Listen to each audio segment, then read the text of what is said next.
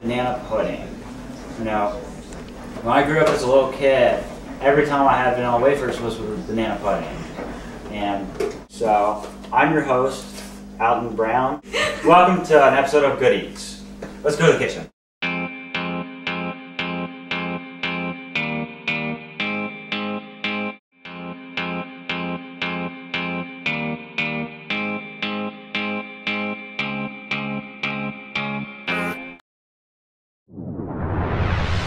Today my assistant is April Parker. April, what are we going to be making today? Hi y'all, today we'll be making a banana pudding. It's a southern recipe that comes from just your old, back in the day, family reunions. I know, in my family, my mom always cooked it. What about your family? My great-grandparents, and it's traveled down between my grandmother and my mom and me and my little sister. That's very interesting. Yes, so you ready to get to it? Let's get our hands dirty and let's go. Alright, some of our key ingredients is Jello pudding. Jello is the brand that I recommend, but make sure that you do quick and serve because this is actually cook and serve. And earlier, whenever we did the box, we didn't boil it long enough. And depending on how many people you're going to make for, you either want to do one box, but today we'll be doing 2. Also, you will have to have 8 ounces of Cool Whip. This is actually 16 ounces, but we'll only use half of it, and then save another half for the next batch you make. You'll also need 4 cups of milk, depending on how many boxes of pudding you'll be doing. We'll have 2 boxes, so we'll use 4. And our secret ingredient, sour cream. If you know someone that doesn't like this ingredient, I wouldn't tell them that you put it in there, because they're not even going to know. We forgot one of the most key ingredients to banana pudding. What's that? Bananas. How dare I? Now, from what I heard, bananas weren't always edible, and they were domesticated in 650 AD in Southeast Asia. How did we get them in the US? Bananas, but I have no clue where they're from. Can you help me? Let's go to the map. Bananas started out in Southeast Asia, went to Africa, then soon traveled to the Caribbean, and then to North America. That's so interesting. I didn't even know that they came from Asia. I thought they came from the Caribbean. But, I mean, you did say in like 1870s that they came to the United States in the Philadelphia Convention. Who knew that they didn't have them in like the Revolution and stuff? And now they're the most popular fruit. I love bananas! Well, I'm going to leave the bananas with them. Now, I'm not a psychologist or anything, but I would definitely say she's going bananas. Let's see what April's cooking up. Y'all just came in here in time. I was just starting to make the pudding for the banana pudding. I went ahead and started adding some of the milk and some of the special ingredients. I've already added 3 cups of milk, so we're going to go ahead and add 1 more. Now make sure you have 4 cups for every 2 boxes. Now, I don't know about you, but that's already looking like pudding to me. No, we still got key ingredients.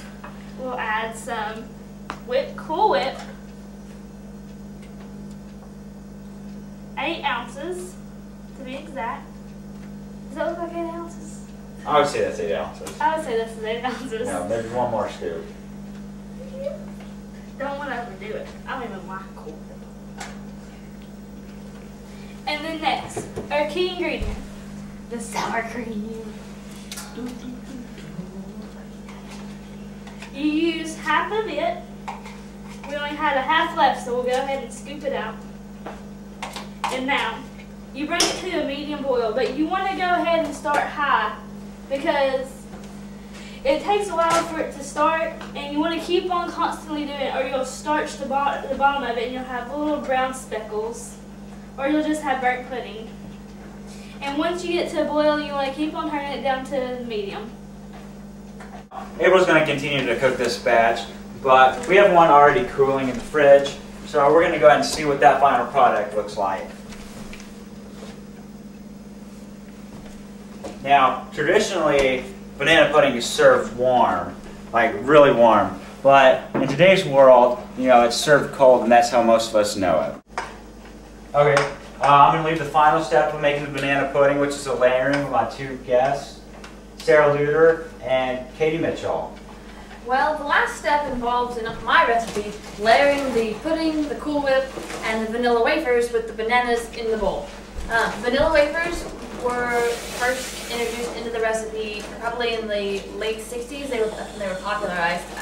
The owners of Nabisco, changed the name to vanilla wafers and put the recipe on the box, which made it way more popular. But the first recipe ever recorded was found to be made in 1901, just 30 years after the banana was introduced to the United States. Yeah, the Cool Whip, make sure it's not hard because it's not coming out the same. But we're just layering it with a good base so that the pudding doesn't seep through, so you have a nice consistent layer.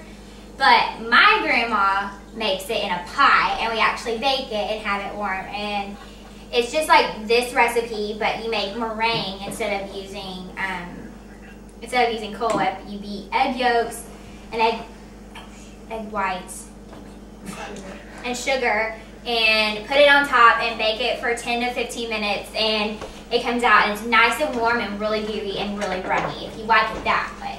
And we always would have it Sundays after church, just in a traditional little family dinner setting, and it was good. I've always had it at barbecues and picnics and a lot of summer events, but since we served it cold, it never really heated up the house, which was awesome. But a lot of Southern people really enjoyed this dish. I met this guy at the grocery store the other day while I was trying to get all the ingredients, and he said, "I'm from Florida, like Miami, Florida," and he's like, "I've never heard of this," and so I really feel like it's a traditional Southern style dish that a lot of people know how to make. It's really easy, really simple. It takes about 30 minutes, and you should be good to go.